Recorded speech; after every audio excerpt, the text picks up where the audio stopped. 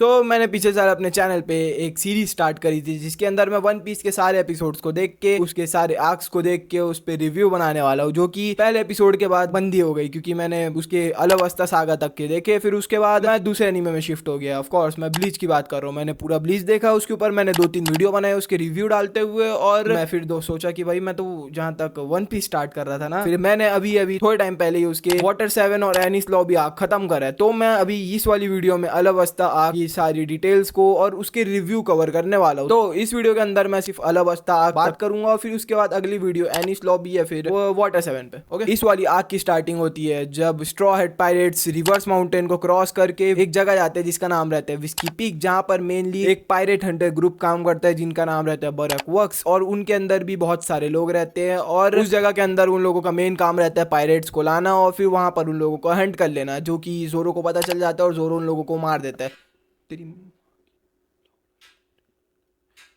उस वाले आग के अंदर उन लोगों का मेन काम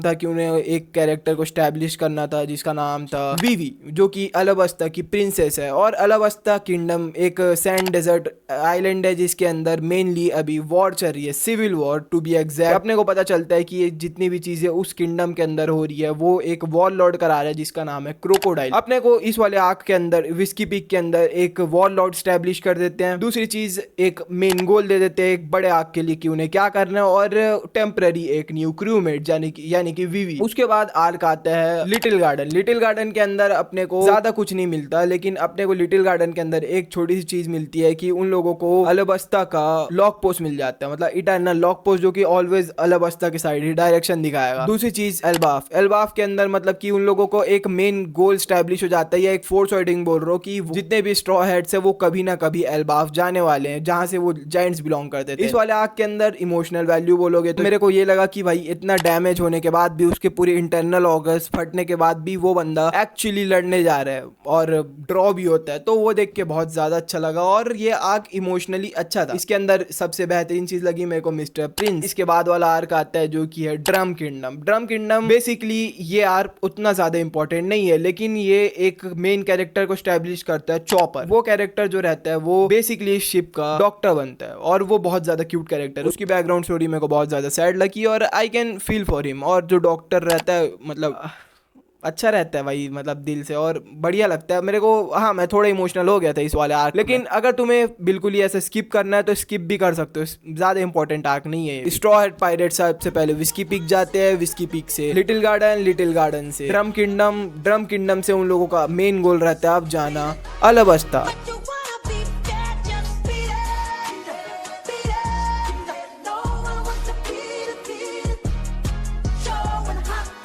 अलावस्था वो लोग जाते हैं, वहां पर थोड़ी शॉपिंग वॉपिंग होती है और फिर उसके बाद उन लोग एक कैरेक्टर से इंट्रोड्यूस कराते हैं, एस, जो कि एलिजेंटली लूफी का बड़ा भाई है। और मेरे को इसका स्पॉइलर पता है, तो मेरे को पता है वो उसका सगा बड़ा भाई नहीं है, लेकिन छोड़ो कोई बात। और मेरे को ये भी पता है कि एस के साथ आगे क्या होने। वहां पर उसके बाद स्मोकर और लूफी की फाइट होती है जिसमें एस उसकी हेल्प करता है और फिर वो लोग निकल जाते हैं। और उसके बाद अपने को पता चलता है कि एस जो है एक बहुत बड़े क्रू व्हाइट बियर्ड का बहुत मतलब इंपॉर्टेंट मेंबर है, यानी कि कमांडर है व्हाइट बियर्ड पायरेट्स का। और वो इस आइलैंड में या फिर ये सारी जगह क्यों घूम रहा है, क्योंकि उसे एक बंदे की तलाश है जिसका नाम है ब्लैक बियर्ड टीच। अब वो बंदे ने क्या करा है, उस बंदे ने अपने क्रूमेट को मार दिया है। तो अब ये सबसे बड़ा सीन होता है जो तुम एक पायरेट शिप में कर सकते हो। तो इसीलिए अब एस उसे ढूंढ रहा है ताकि वो उसे मार सके। एस का मोटिव यही है पूरी सीरीज में, और वो मतलब अभी तक तो, और वो जा रहा है और वो बस व्हाइट बियर्ड को ढूंढ रहा है। दूसरी चीज, लूफी उससे मिला, खुश हुआ, और बस फिर उसके बाद अलावस्था किंगडम के अंदर एक चल रही है सिविल वॉर जिसका मास्टरमाइंड है क्रोकोडाइल। वो अपने जितने भी पॉन्स रहते हैं उन लोगों का यूज करा के जितने भी सारे क्राइम रहती है अपने जो वो खुद करते हैं उन सभी का काला चिट्ठा वो अपने मतलब किंगडम के किंग पे डाल दे। What the fuck with this dude, ये कितना परवर्ट। लूफी की क्रू जो रहती है वो बरक वर्क्स के टॉप ऑफिसर से लड़ती है और एट द एंड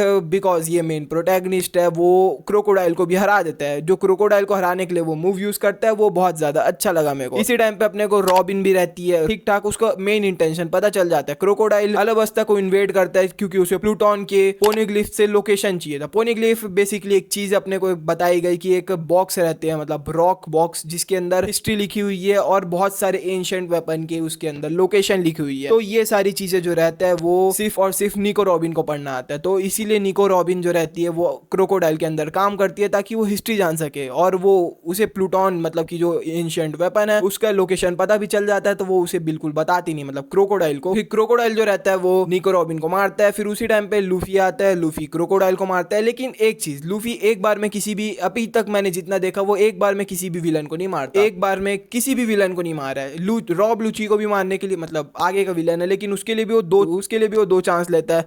जितने भी विलन दिखाए उन सभी के लिए वो दो चांस लेता है। At the end of the day वो हरा ही देता है, डिफीट कर देता है। और फिर उसके बाद जो वर्ल्ड गवर्नमेंट रहती है, इस टाइम तक लूफी की बाउंटी 30 मिलियन रहती है। तो वर्ल्ड गवर्नमेंट जब वो एक वॉर लॉर्ड ऑफ द सी यानी कि सर क्रोकोडाइल को मार देता है, तब उसकी बाउंटी वो लोग बढ़ा के 100 मिलियन कर देते हैं, which is a lot for a newbie pirate, जो कि अभी अभी आया है ग्रैंड लाइन में, उसे 1 महीना 2 महीना इंटर्न नहीं हुआ और उसने 100 मिलियन बाउंटी कर ली। तो इसकी वजह से पूरी वर्ल्ड गवर्नमेंट में वो फेमस हो जाता है। इसमें कई सारे एपिक मूवमेंट्स है, जब जोरो पहली बार आयरन को कट करता है वो वाला बहुत अच्छा था, या लूसोप जब बोलता है कि मतलब मेरे ऊपर हंसना है हंस लो, लेकिन मैं मतलब पीछे नहीं हटूंगा जब तुम मेरे दोस्त पे हंसोगे या फिर उसके ड्रीम पे हंसोगे। चॉपर बहुत ज्यादा क्यूट कैरेक्टर लगा मेरे को, और इस आर्क के अंदर निको रॉबिन भी ये पता चल जाता है कि वो ठीक ठाक कैरेक्टर है, मतलब बुरी नहीं है इन लोगों के ऑर्गेनाइजेशन से शुरू होने के बाद। उसके बाद ये आर्क खत्म होता है, ये सब लोग फेयरवेल बोलते हैं, और फिर लास्ट में निको रॉबिन जो रहती है वो लूफी की क्रू ज्वाइन कर लेती है, जो कि मेरे को पता था होने वाला है, लेकिन ठीक है। ओवरऑल ये आर्क बहुत ज्यादा वेल एग्जीक्यूटेड था। एक टाइम पे जहां पर सबको अलग होना था वहां पर सब अलग होते हैं, जहां पर एक साथ यूनाइट होना था वहां पर वो लोग सब यूनाइट होते हैं। मिस्टर प्रिंस का जो एंगल था वो बहुत ज्यादा अच्छा लगा, और mister Prince Sanji is MVP of this. मेरे को अगर तुम बोलोगे तो हाँ, सांजी MVP था, नहीं तो सब डूब के ही मर जाते उस टाइम। ओके, मेरे ख्याल से अलाबास्ता आर्क के लिए इतना ठीक है, और अगली वीडियो देखना चाहते हो तो सब्सक्राइब कर देना, जो मैं शायद से स्काइप या आर्क पे बनाऊं। चलो बाय।